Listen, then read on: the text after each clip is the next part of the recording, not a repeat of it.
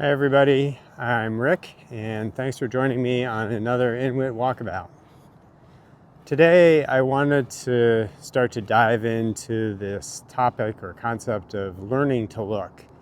And what I wanted to share with you is a little bit about how words, language, and just the power of that really influences what we see and how we make sense of our surroundings. So I'm going to tell you a little story of mine from a while back when my kids were a lot younger than they are now, and we were in Germany visiting some relatives in southern Germany near Munich. And true to form at the time, they were more interested in their electronics and video games, their little portable Nintendo things. And my wife and I wanted to show them the countryside and just the beauty of the area. And so we decided to take them on a road trip to go see one of the well-known castles in the area called Neuschwanstein. And my kids were really not super excited. They were much more content to just play, stay in the house and do their thing. So we piled them into the car and we said, this is going to be a great trip, and how do we make this interesting? And so our reference point for them was saying, this castle that we're going to go see is what the Magic Kingdom castle in Disney World is based on, and you get to see the real thing. And so they were sort of interested, and we packed them into the car and off we went. And we're driving through the Alps, and we're driving through a spectacular countryside and little villages, and they're just not interested. We're trying to get them to look out the window. And then finally, it took a while, we got to Neuschwanstein. It's sort of a beautiful place if you ever look at pictures. Sort of a flat valley, and then the Alps kind of come up, and the castle is built right up against the Alps. So it's a spectacular view. And so we go, all right, kids, we're here. Take a look.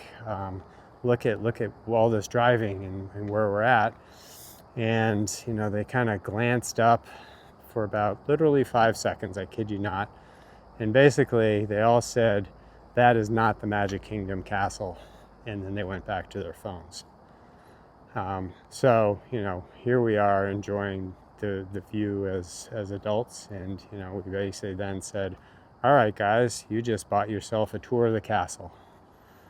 And then they sort of begrudgingly joined us, because they had no choice. And then as we started to look around and get a tour on the inside, it got a lot more interesting.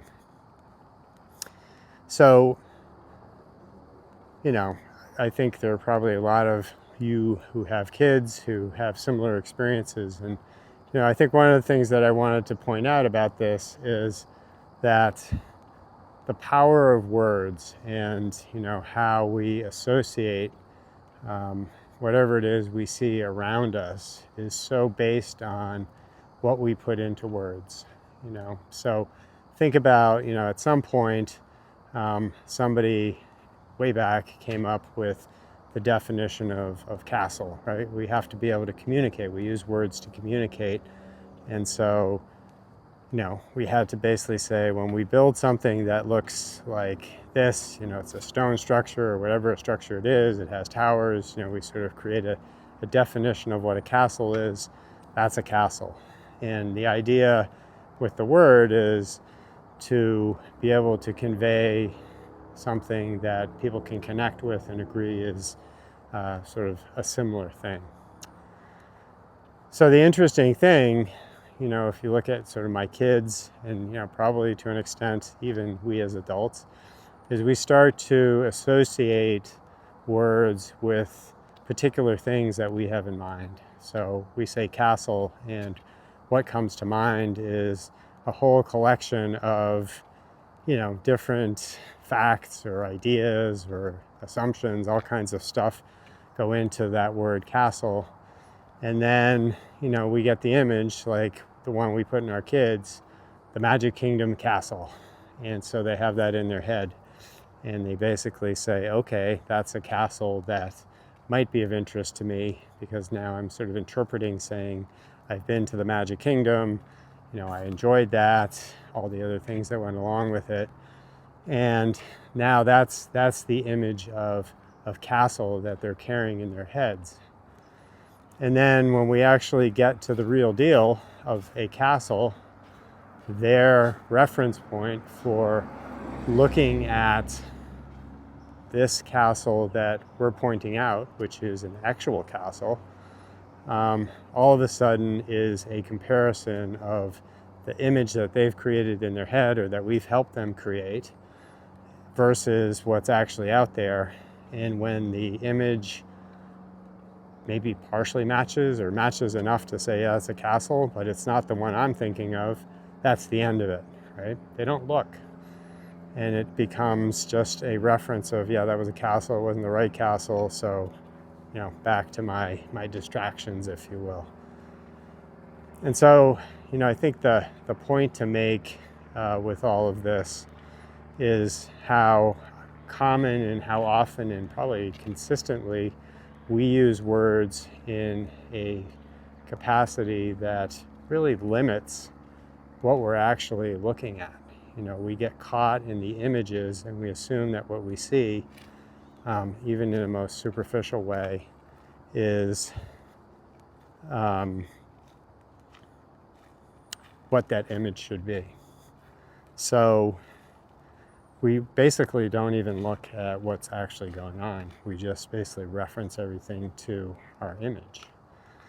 And so when you're actually trying to do this in the context of your daily life, and if you think about complex problem solving, the first thing you have to do is you actually have to start looking at what is actually out there, rather than referring to your image. And it's a very common trap, and kind of results in a lot of misconceptions, and again, a lot of conflicts, because we're all doing this in different ways, and then basically trying to suggest that the way I see things is the way you see things, or you should be seeing things the way I see things, and all of a sudden we're in a mess. So again, think about words as a form of communication, where words are really used to help us to look at whatever it is we're trying to describe, not to basically put a label on top of something what we see. And the message that I would leave you with, to just kind of think about going forward, is that when we use words, we just have to remember that the word is not the thing. The word is a description of something that we're trying to convey that's actually happening, or that actually is. And our language and the way we use it frequently is the opposite. And so the word is not the thing, and the descriptions that we apply are also not what actually is, right? So when I said to them, this is like the castle in the Magic Kingdom, they immediately said, okay, now I have an image in my head, a reference of what this thing is supposed to look like.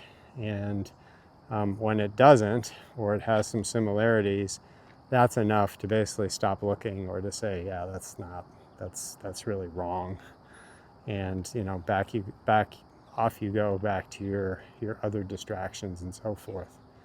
So we'll use some other examples as we go, but one of the first things to just recognize is the word is not the thing, and what we're describing verbally or pictorially is really not what is actually going on. So that's it for today.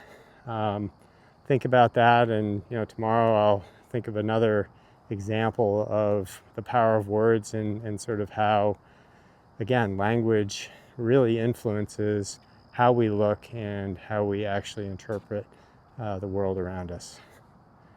Have a great day, and I'll see you next time.